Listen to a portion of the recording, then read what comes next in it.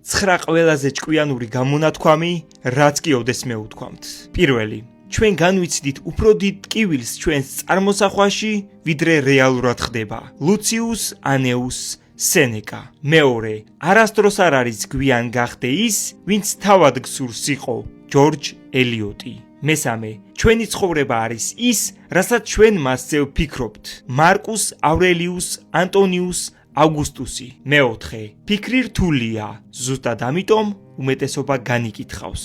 კარლ იუნგი. მეხუთე, დაინტერესდი იმით, თუ რას ფიქრობენ სხვები და შენ ყოველთვის იქნები მათი აზრების პატიმარი. ლაო ძი.